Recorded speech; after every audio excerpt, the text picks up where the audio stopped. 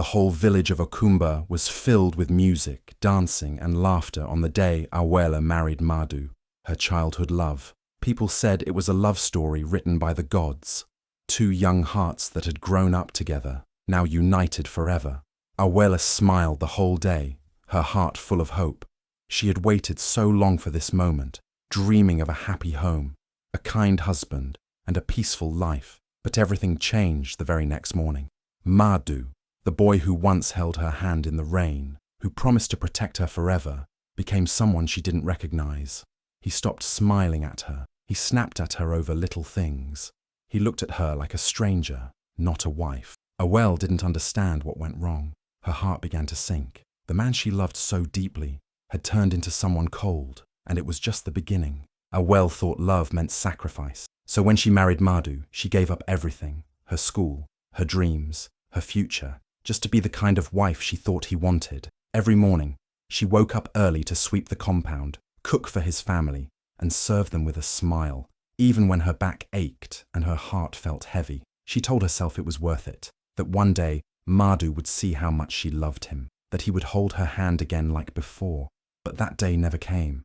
Instead, the more she gave, the less he cared. He barely spoke to her. He never said thank you. Still, she kept hoping. Then one evening, with trembling hands and a shy smile, Awele told him, "I'm pregnant." She expected a hug, maybe even tears of joy. But Madu looked at her like she had said something terrible, his face twisted in disgust. "Pregnant?" he said, like it was a curse. Not a gift, not a miracle. Her heart broke in that moment, not because of what he said, but because of what he didn't say. There was no love in his eyes, no happiness, just cold silence. That's when Awele realized her first mistake wasn't leaving school or serving his family. Her first mistake was trusting that Madu would protect her heart. It was late in the evening, and Awele was setting the table for dinner when she heard a knock at the door. Thinking it was Madu, she rushed to open it, her heart still hoping for a little affection. But what she saw made her freeze. There stood Madu, holding another woman's hand like it was the most normal thing in the world. The woman was smiling confidently, dressed beautifully, her fingers wrapped around Madu's like she belonged there. Awele's breath caught in her throat. She looked at Madu, hoping he would explain, deny it, say it was a mistake. But instead, he looked her dead in the eyes and said, "This is who I truly love." His voice was sharp, cold. Then came the words that crushed her spirit. You're just carrying a mistake." In that moment, Awele felt her entire world collapse.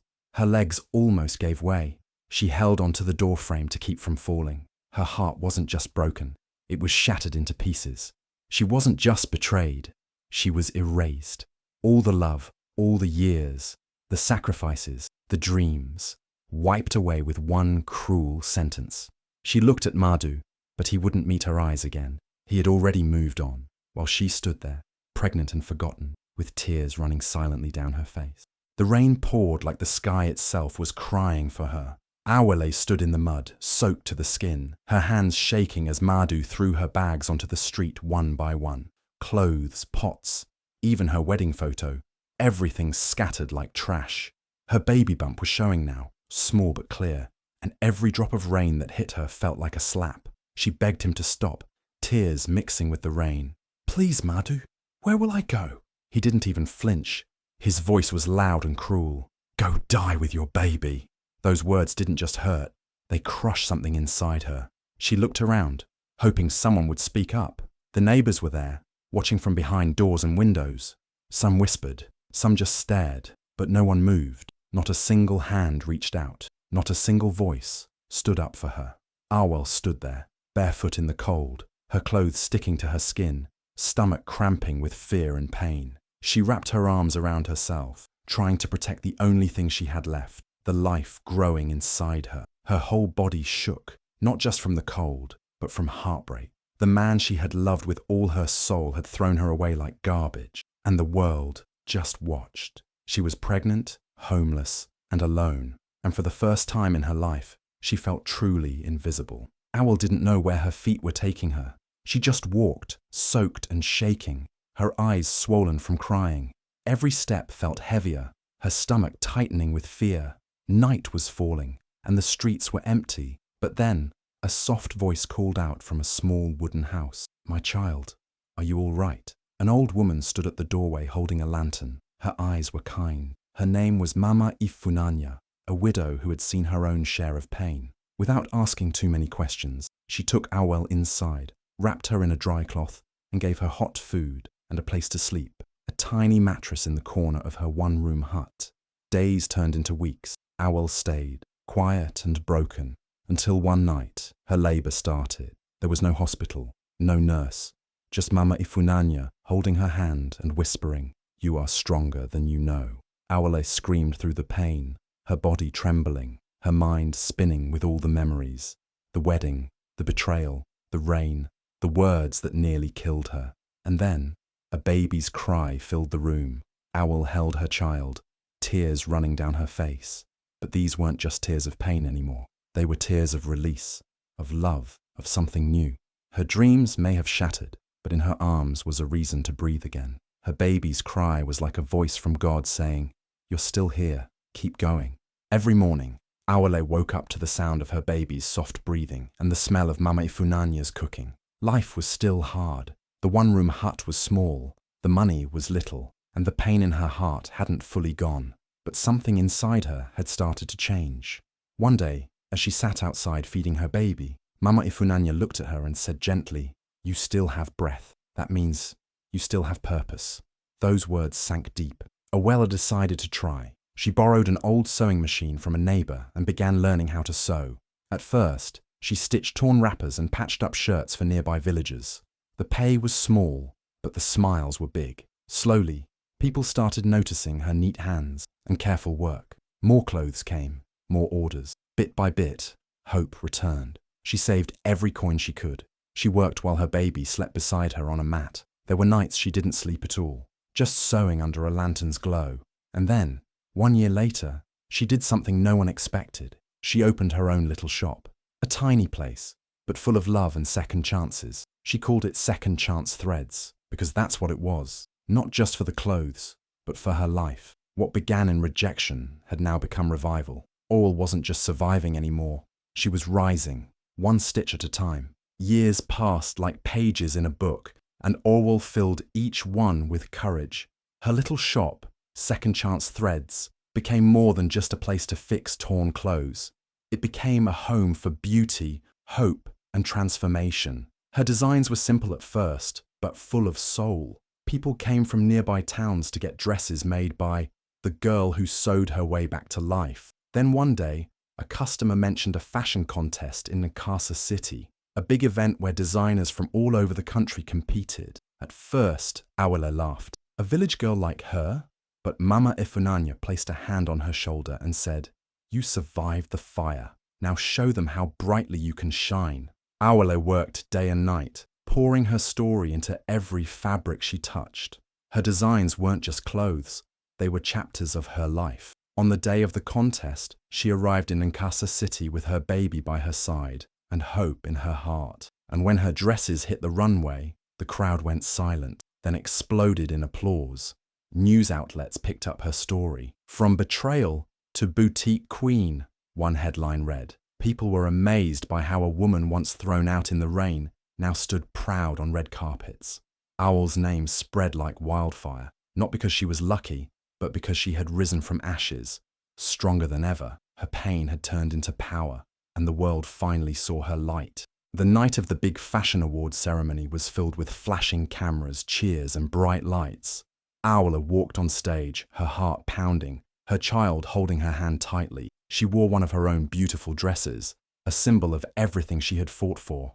The crowd was full of excitement, but then, out of the corner of her eye, she saw him, Madu. He was there too, but he looked nothing like the man she once loved.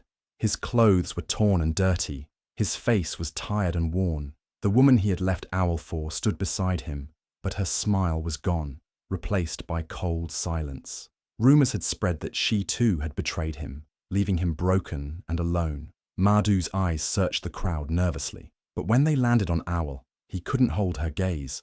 He looked away, ashamed and small. The same man who once told her to "go die with your baby" was now a shadow in the audience, watching the woman he hurt rise higher than he ever could. Awele's chest swelled with something stronger than anger. It was peace. She didn't need his approval or forgiveness. She only needed to be proud of how far she had come. And tonight, in front of everyone, she showed the world that even the deepest wounds could heal, and that sometimes the broken become the strongest. The room was filled with whispers when Awele spotted Madu sitting alone in the back, looking lost and broken. Everyone expected her to shout, to blame him, to make him feel the pain he had caused. But Awele surprised them all. Instead of anger, she felt calm. Instead of hatred, she felt peace. Slowly she walked off the stage and made her way to him, her child still holding her hand. The crowd held its breath. Cameras zoomed in, capturing every moment. When she reached Madu, she gently handed him a plate of food. Simple, kind, human. She leaned in and whispered quietly, "I don't hate you, but I'm not the same woman you threw out." For a moment, silence took over the room. Then, one by one, the audience began to clap. Not just polite applause, but deep, heartfelt respect. People cheered for her strength, her forgiveness, and her grace. The cameras caught it all. The food, the whisper, the applause. The video spread across the internet like wildfire. Thousands shared it, saying, "This is true power," and "She showed us how to rise with dignity." Awele didn't need to hurt Madu back. She had risen above the pain, and in that moment, she showed the world that real strength comes from kindness, even to those who hurt us the most. After her powerful moment at the award ceremony, Awele became more than just a designer. She became a voice for women who had been abandoned, hurt, and forgotten. She traveled from her small village of Okumba to the busy streets of Nairobi, sharing her story again and again. Her message was simple but strong. Your pain is not your end. Women listened. They cried. They found hope. They saw themselves in her struggle and believed they too could rise. Awele helped create places where women could learn skills, find support, and rebuild their lives. She gave them courage to stand tall, no matter how dark their past. Meanwhile, Madu, the man who once told her to go die with your baby, was nowhere near this new life. His world had fallen apart, just like hers once did.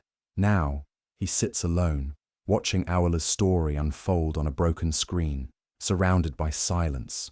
The strength she found without him became a light that reached across Africa, and though he tried to break her, Awele's spirit only grew stronger.